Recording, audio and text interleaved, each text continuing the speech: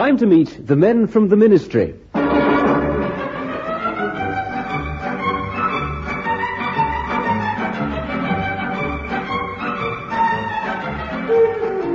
We're off for another canter down the corridors of power with Norma Ronald, Ronald Baddeley, John Graham, Corinna Marlowe, and the men from the Ministry, Richard Murdoch and Derek Guyler.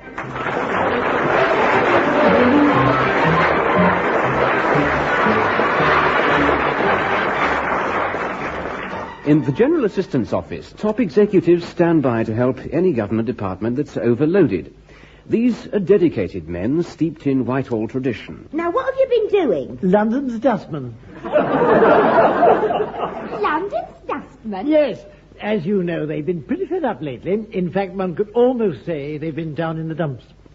Oh, yeah, they demanded higher pay. That's right. Well, the GLC can't afford to pay them more, but they hit on a marvellous idea to keep them quiet. What was that? It might placate the dustmen if we gave them new uniforms. So I followed it up. Look, over there, in that facility box. This one, Mr. Lamb? Yes, it's a sample uniform specially designed to improve the dustman's image. Flared blue denim trousers and a canvas smock. Oh, here. What's this written across the chest? That's a slogan I've invented for the dustman. Always at your disposal. Very clever, Mr. Lamb. And I thought of another slogan to be painted on the side of their dust carts. Service with a smell. Oh, the dustman will be pleased. Yes, I hope so, Mildred. Oh, and by the way, we're not calling them dustmen anymore. They'll be known as British Ecology Removal Coordinators. Burks for short. Well, after that, I should think they'll see things quite different. I'm sure they will. Mind you, I don't know why I'm always landed with these mundane jobs while Mr. Lennox Brown gets all the smart ones. Yeah, that's true. This helping the Prime Minister's really gone to his head. Especially the arrangements for tomorrow night's ceremony. What ceremony is that, Mildred? I was at the Guildhall. The PM's going to present the Lord Mayor with a new chain. Really? He's making a presentation at this big banquet. Isn't that typical? And no doubt Mr. Lennox Brown will be there eating all that posh nosh. Yeah, and drinking champagne out of silver giblets. You know what he's like with free booze. Yeah, he'll have 2 glasses and make a spectacle of himself. Morning, Mildred. Hello, Tool. How do you do? Sorry I'm late. I had to drop in at number 10 again. You have all the luck, one. It's not luck, Tool. I have a certain inborn flair for handling top-level assignments. Early this morning, the PM said to me... Would you like a donut with your 11s? No, Mildred. I've more important things on my mind than donuts. Well, perhaps just a small one, yeah. I was saying, I think I might even be asked to attend tomorrow's banquet. Can't you picture it? The PM sitting on my left hand, the Lord Mayor sitting on my right hand. Hey, how will you eat the soup? What exactly have you been doing for the PM's office, man? Well, several things. But in particular, I've organized the making of the Lord Mayor's chain. A magnificent creation to gold, of course, with sapphires and rubies all over it. My word. Yes, well, you'll have a chance to see it. It's being delivered here tomorrow for a final check before I take it to the Guildhall. The permanent undersecretary should be pleased for once. I haven't seen Sir Gregory lately. I suppose he's as busy as ever. With Miss Bentwater from the typing pool. Yeah, that's right, sir. He's trying to get her promoted. Says she's the best little typist he's ever laid his hands on. I think he's just a lecherous old fool. Oh, there you are, you two. Oh, Sir Fullery. I mean Sir Letchery. Oh, Sir Gregory, it's so nice of you to drop in, sir. Yes. Good morning, Sir Gregory. I wanted to tell you to get the new dustman's uniform across to the Dustman's Union. They wish to see that sample before it's issued to their members. The Dustman's Union, sir? That's right, the Amalgamation of General Refuse Operatives. AGRO. Of course, sir. I'll see they get it in 24 hours. Good. And now, if you'd be kind enough to leave the room, Miss Methven, I want to have a man-to-man talk with Mr. Lennox Brown and Mr. Lamb. Oh, well, I never wish to protrude, I'm sure. Thank you, Miss Muffin. Shut the door, won't you? Now, we're all men of the world, what? With red blood in our veins. Are we? Well, you may be an exception. But the point is, I need your help in a matter of some delicacy. Yes. I dare say you know that I've taken an interest in young Daphne Bentwater from the typing pool. Ah. Well, tomorrow is Daphne's birthday, and I bought her a little present. Oh, very generous of you, sir. It was. Cost me £10.50, including VAT. Now, I have it here. It's a see-through peekaboo night dress. Look. Oh, very scanty, sir. Well, why not, eh? What? Oh, can't you imagine that saucy little minx in this one? Sit down. No, I'll be all right. I'll just take one of my tablets. Now, yes, as I was saying, I put the night dress in a ministry box so that when she gets it, she'll think it's work. Now, imagine her face when she opens it. Oh, I'm sure it will be radiant, sir. But why exactly are you telling us all this, sir? Well, I'll tell you, Lennox Bud. I'll have to give it to Daphne in the morning. Oh. The night dress, that is. Yes. Now, she's out of town on a course all this week, except for tomorrow morning. Miss Bentwater's on a course, sir? Yes, I put her up one of these executive talent spotting schemes. That girl's got something, Lamb. She has great things in front of her. Yes, I've noticed them. Well, happily, as I said, she'll be here tomorrow morning. But unhappily, so will my wife. Lady Pitkin is coming here, sir? Only briefly, I'm pleased to say. She's up in town for a BBC meeting. BBC? Not that BBC. She's chairman of a group called Bring Back the Cat.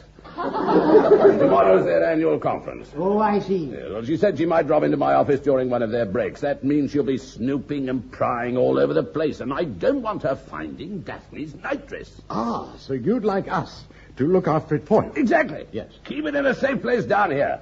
And tomorrow morning when my wife's gone, I'll collect it and take it to Daphne. Understood? Indeed, sir, yes. What the eye doesn't see, eh? Well done, both of you. I shall remember this. Oh, what an awful man. I've heard Lady Pitkin's a bit of a dragon, but I can't help feeling sorry for her. They say she once asked Sir Gregory for a mink. Did he give her one? No, he gave her a map of Canada and a gun.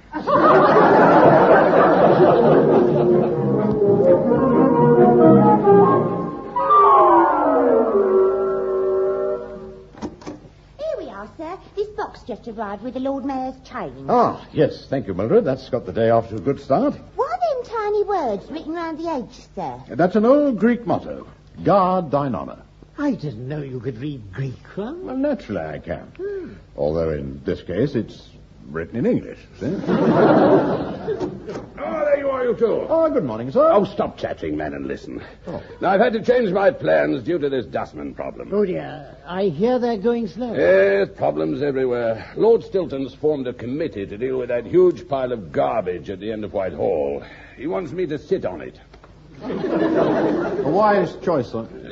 Well, he's called a first meeting for this morning, which means I shan't be able to deliver Miss Bentwater's present.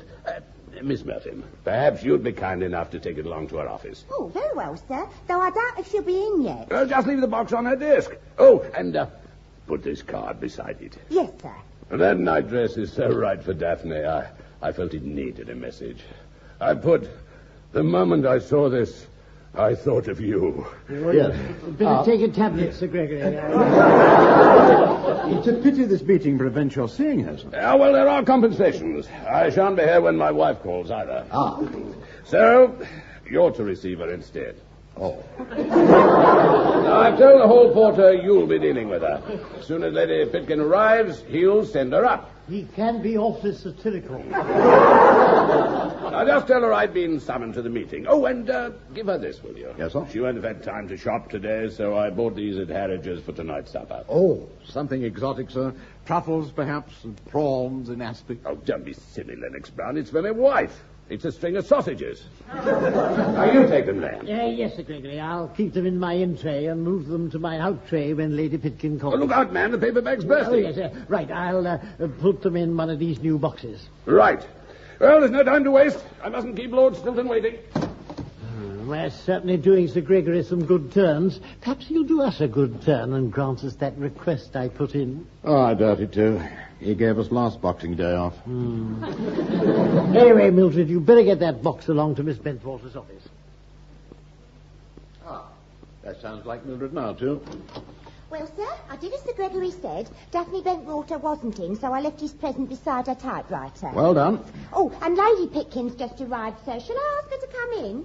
Oh, yes, Mildred, I'm afraid we haven't any option. Oh, I don't think I've ever met Sir Gregory's wife. I suppose she's a fearful old monster with big shoes and wool knickers. That's not entirely true, Turn. Oh. She hasn't got big shoes. Ah, there you are, you two. Oh, good morning, Lady Pitkins. Now stop chattering, man, and listen. The hall porter tells me my husband isn't in. Sir Gregory has been called away, say, on urgent government business. Oh, not that old story again. You mean he sneaked off to the Stripperama Club?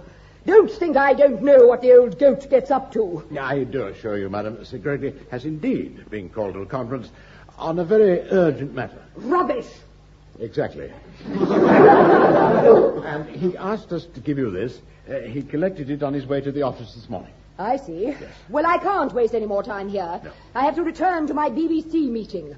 I'm striving to bring in the cat, you know. Oh, has he been out all night? What did you say, ma'am? Take no notice of my colleague, Lady Pitkin. I'm afraid he's been overworking. Let's not enter the realms of fantasy. I know what goes on in this place. Bah!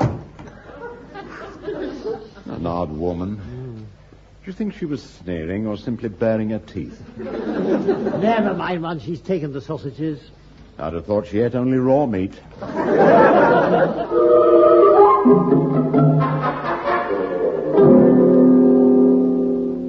Lennox Brown, land, you imbeciles! Oh, Sir Gregory, we thought you were still at Lord Stilton's conference. We broke for lunch 20 minutes ago, and as soon as I got to my office, there was a phone call from my wife. She'd opened that box you handed her. Oh, good. We gave her the sausages, like you said. You did not give her the sausages. The box she took contained Miss Bentwater's see-through peekaboo night dress. Oh, dear. Oh, Gloria, Lady Pitkin must be furious. She's not furious. She's delighted.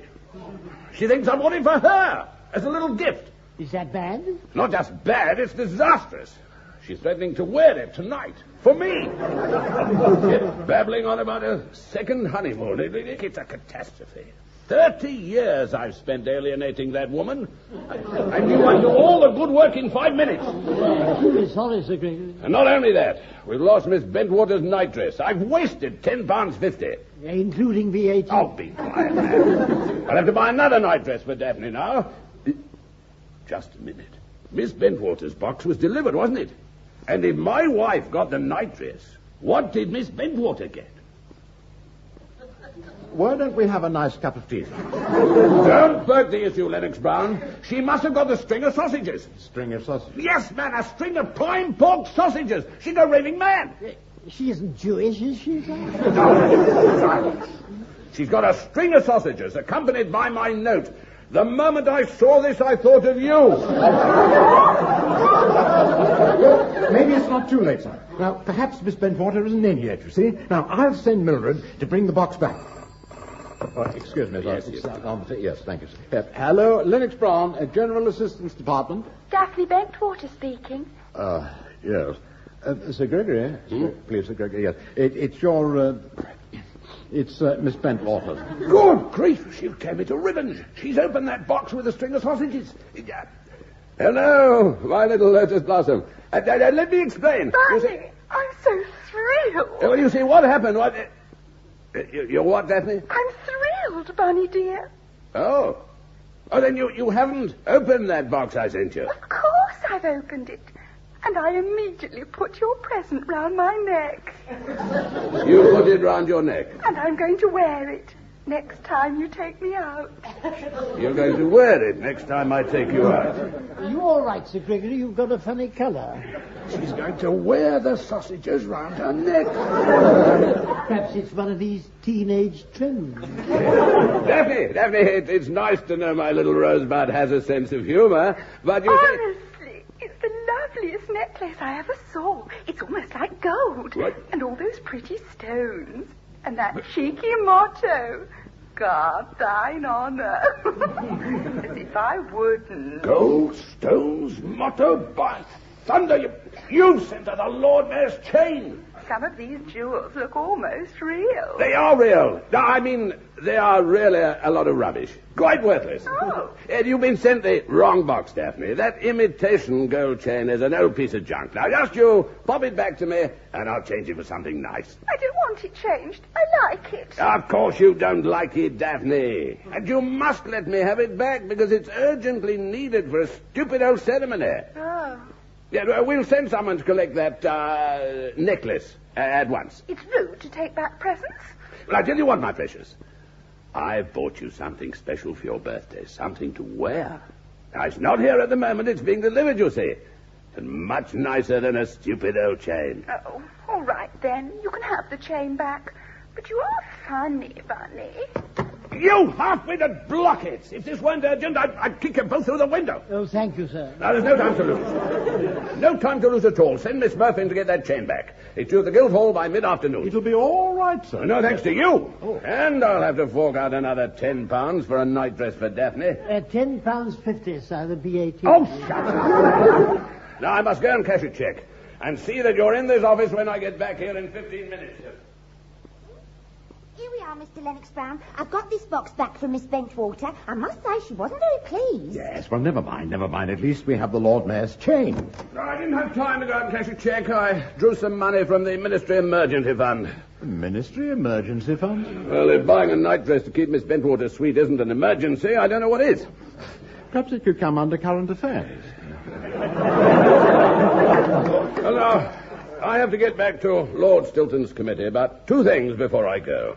Give me the box with the sausages. I'll take them home this afternoon. Yeah, here you are, sir. All right. And now the second thing. Take this money, Lennox Brown. Thank you, sir. Now, I want you and Lamb to go to that boutique on the corner and buy a night dress. But I couldn't do that. I'm a man. Well, then Lamb can do it. Yeah, but I've got to go to the Dustmen's Union, and Mr. Lennox Brown has to take the chain to the Guildhall. Oh, don't argue, you two. Do you're told. You can do those jobs afterwards. Get that night dress first, on the way, or else. Who fancy? And why are you laughing, Mildred? I never thought I'd see the day when you two had to buy a see-through peekaboo night dress. No. It's a bit of a grin, isn't it?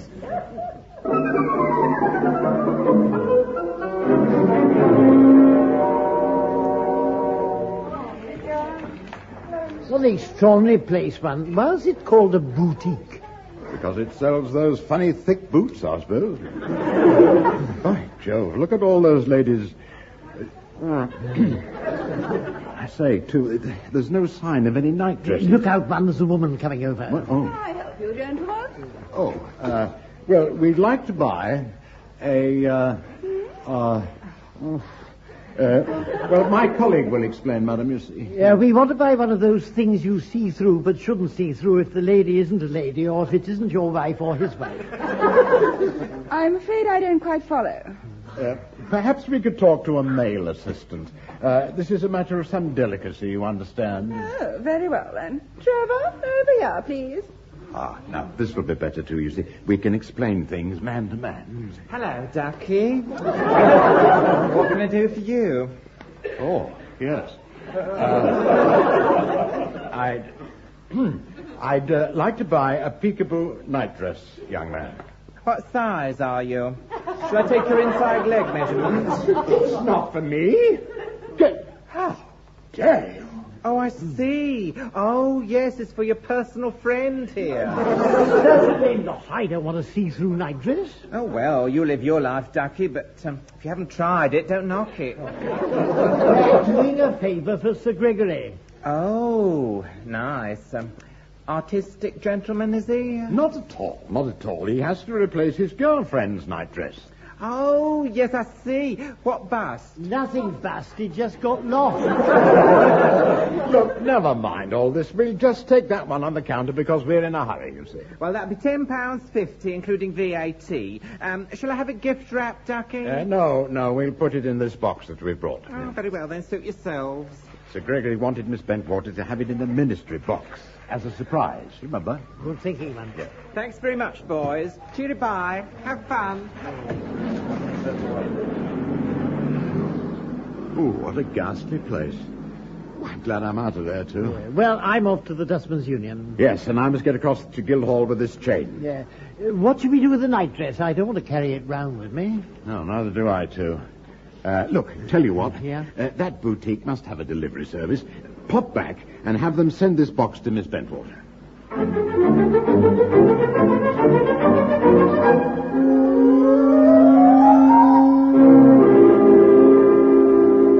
Oh, well, too. It's been a long day, isn't it? A long day. Yes, it's as well they didn't invite me to stay for the Guildhall ceremony. The Dustmen's Union have a most impressive office Really? in a place called Refuse House. There's a big coat of arms over the door, crossed herringbones on a field of bottles supported by tomcats rampant. And you showed them the new uniform? No, the president wasn't there. I left the box with his deputy. Oh. Lennox Brown. Pitkin here. Oh, hello, Sir Gregory. You've done it again. I'm at home with this box you gave me for my wife. It was supposed to contain sausages. Yeah? You are big nitwit. You gave me the box with the Lord Mayor's chain. No. My wife thinks I've gone potty about her. First she got the nightdress, now I've brought her this giant necklace. Well, I'm truly sorry, Sir Gregory. Not half as sorry as I am. She spent the last half hour chasing me around the garden. At one point she grabbed me by the hollyhocks. Well, Sir Gregory, there's many a good tune played on an old fiddle. The second time around is often the best, they say. Oh, don't talk dribble. If she's got the Lord Mayor's chain, the second nightdress, the one you bought this afternoon, must have gone to the Guildhall. Oh. What are we going to do, sir? There's no time to get the right box to them now. The ceremony starts in half an hour. All you can do is stop them opening the wrong box. You and Lamb, get over there at once. Interrupt the ceremony if necessary. We cannot have the PM putting a nightdress over the Lord Mayor's head. We certainly can't, sir, no. The whole thing's being televised. Millions will be watching.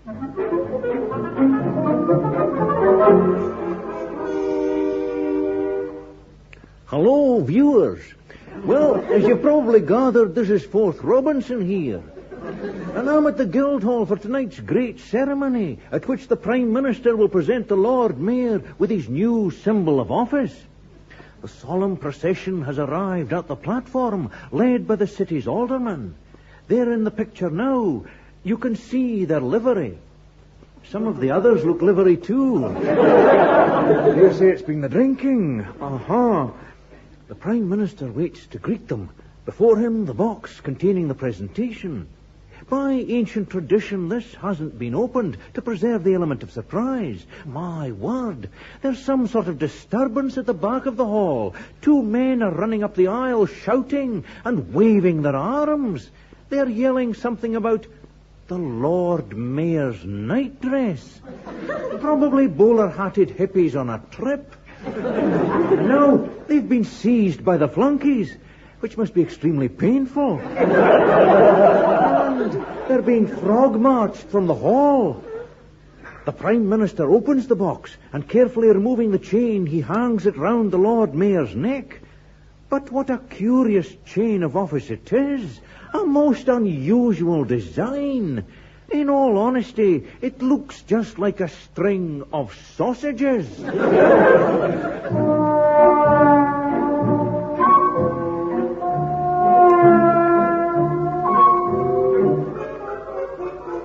Last night's ceremony was an utter fiasco, Lennox Brown. As for you, Lamb, you're a permanent fiasco. Excuse me, sir, but have you seen this morning's paper? No, I haven't, Miss Murphy. I suppose the Lord Mayor is going to sue the lot of us. No, sir. According to the paper, he's delighted. Delighted? By Jove, sir, she's right. What? Yes, as the Lord Mayor of London left the Guildhall last night with a string of sausages around his neck, he described the great pleasure this brought him. He reminded reporters that he was master of the Guild of Butchers, and this was clearly a symbol of his ancient craft. The Prime Minister's imaginative gesture was, in fact, a revival of an ancient custom. One, we're saved, so everything's all right. Well, come to think of it, it was an imaginative gesture. And I think the PM will be rather pleased with me. Imagine, you two thought he was going to get the nightdress. One tiny point, sir. Who did get the nightdress? Hello, Lennox Brown here. And Fred Mallet here. president of the Dustmen's Union. Ah, yes. You've received the new sample uniform. Have you any comment? Yes, I perishing have. Looks like a ruddy see-through nightie. Oh, the dustman got the nightie. What? Well, we've had enough, mate. First you won't pay higher wages, now you're taking the mickey. We are coming out on strike.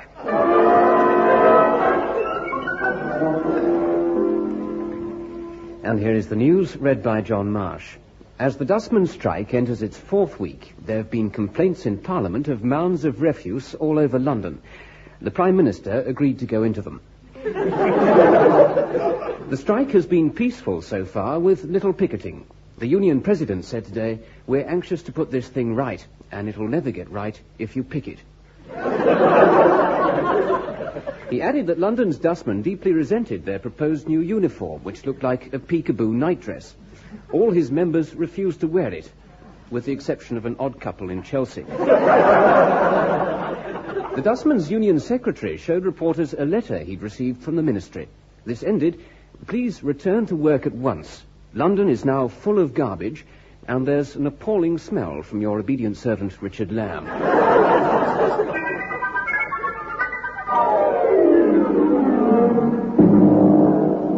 Now then, you two, I've called you to my office to give you a piece of my mind. It's incredible that 2 men could cause such chaos. Rubbish piling up everywhere.